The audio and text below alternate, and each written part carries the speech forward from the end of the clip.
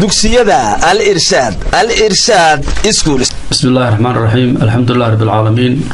Wa bihi nasta'inu ala amri din wa din wa sallallahu ala nabiyyina Muhammadin wa ala alihi wa sallam. Wa ba'da, assalamu alaykum wa rahmatullahi wa barakatuh. Salaan kadib marka hore Ilaahay mahad subhanahu wa ta'ala mar labaadka waalidiinta iyo ardayda sharafta mudan waan salaamayaa. Waa anigoo ah Saxardiin Xuseen Cabdullaahi, xisaabiyaha guud ee dugsiyada irshaad. maanta ay taariikhdu tahay 13 bisha June 2020. waxaan halkan idinku soo gudbinayaa wargelin aad u muhiim ah. intaanan gudagelin wargelintaas oo aynu xagga dambe ku arki doono, Allah subhanahu wa ta'ala waxaan ka baryaynaa inuu naga badbaadiyo dhammaanteennba masaa'ibka dunida ka dhacaya ee ugu horeeyo xanuunkan COVID-19 ee dunyada kala xidhay ee inagiina kala xidhay, inuu Allah ina ka mariyo oo naga badbaadiyo dhammaanteennba ayaan Alle weydiisanaynaa. اللهم إنا نعوذ بك من البرص والجنون والجذام ومن سيء الأسقام ومر والبكد عيسانينا ديال ولادو هذين ujeedada ama dulucda fiidiyogan aynu hore u sii socono waxa lagu wargelinayaa waalidiinta iyo ardaydaba arrimahan soo socda. waa qodobka koowaad in la idin soo diri doono isla maanta oo ay taariikhdu tahay 13 June 2020 liisaska magacyada ardayda ee fasal kasta, kuwaas oo buuxiyay shuruudihii qiimeynta imtixaanka kadibna loo qiimeeyay imtixaankoodii. wasaaradana sidaas loogu gudbin doono haddii la yiraahdo. kaasi waa qodobka koowaad. qodobka labaad waxa kaloo lagu wargelinayaa waalidiinta iyo ardaydaba in ardayda magacyadoodu aanay ku jirin liiskan la soo diray ay yihiin ardayda aan weli buuxinin shuruudihii qiimeynta imtixaanka, sida in aanay bixinin fiigii bisha June 2020 oo kala tusaalahaan.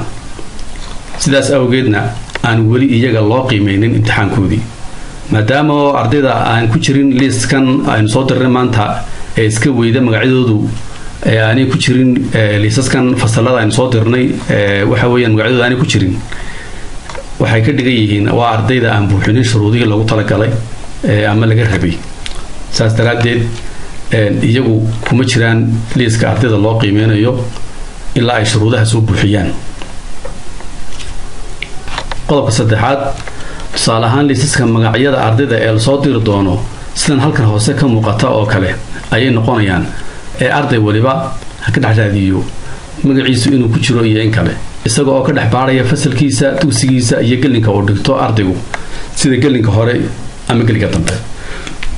tusaale ahaan imika fasalkan halkan inooga muuqda iyo magacyada halkan inooga muuqdaya waa fasalka 7aad ee dugsiguna waxa weeyaan waa branch 1 Girlska weeyaan. gelinka ardaydan ay dhigtaana waa gelinka hore. sidaas daraadeed ardaygu marka uu doonayo inuu baadho waxa weeyaan magaciisa iyo fasalkiisa iyo gelinka uu dhigto waa inuu talaabooyinkan ama tusaalooyinkan raaco. waxaa dhici karta inay 2 7 ay jiraan, waxaa dhici karta inay 2 6 ay jiraan, 2 5 2 4 2 3 ama 3 4 bay noqon karaan doonaan. intaasoo 3 intaasoo 4 2 3 4 baa dhici doonta inaad aragto oo gelin dambe iyo gelin hore macnaheedu weeyaan. saas daraadeed ardaygu waa inuu fasalkiisa garanayo. marka imka tusaalahaan fasalkani waa fasalka 7A gelinka hore ee branch 1 Girls weeyaan.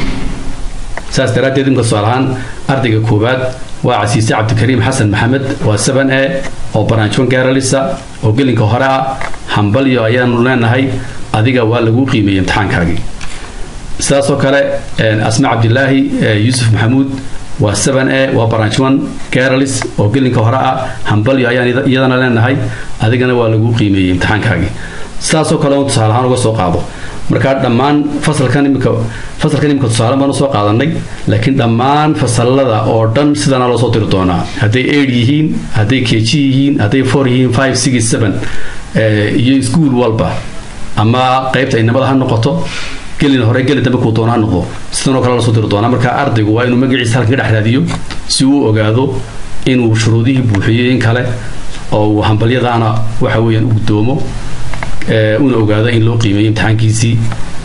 sidaasna wasaaradda loogu gudbi doono si uu ogaado waa inuu magaciisa ka dhex raadiyo liisaska aan soo diri doono ee WhatsApp gruubyada lagu soo diri doono haddii la yiraahdo isla maanta oo waxa weyn taariikhdu tahay 13 bisha June 2020. dhinaca kale waalidiinta aan iyagu weli soo bixinin lacagta fiiga ee dugsiga waxaa lagu wargelinayaa in ay chance haystaan muddo 2 cisho ah oo kaliya, kuwaas oo kala ah maanta oo sabti ah iyo saa dambe oo axad ah taariikhduna ay noqon doonto haddii la yidhaahdo 14 Juun 2020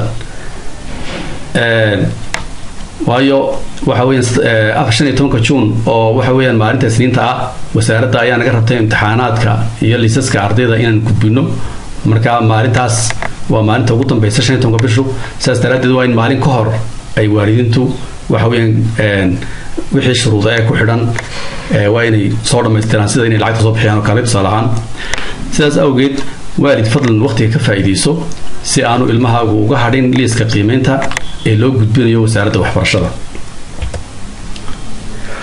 ugu dambeyntii waalidiinta iyo ardaydaba waxaanu leenahay fasax wanaagsan iyo soo noqod dambe oo xiiso leh haddii alla yiraahdo bilowga bisha 8aad ee August 2020 sida aynu alle ka rajaynayno dawladuna ay iclaamisay waxaan alle ka rajaynaynaa subhanahu wa ta'ala inuu naga dulqaado xanuunkan COVID-19 ee adduunyada kala xidhay ay nagana kala xidhay oo aynu soo noqon haddii alla yiraahdo bisha 8aad 2020 waxbarashaduna sideedii caadiga ah inagu bilaabato ayaan alle ka rajaynaynaa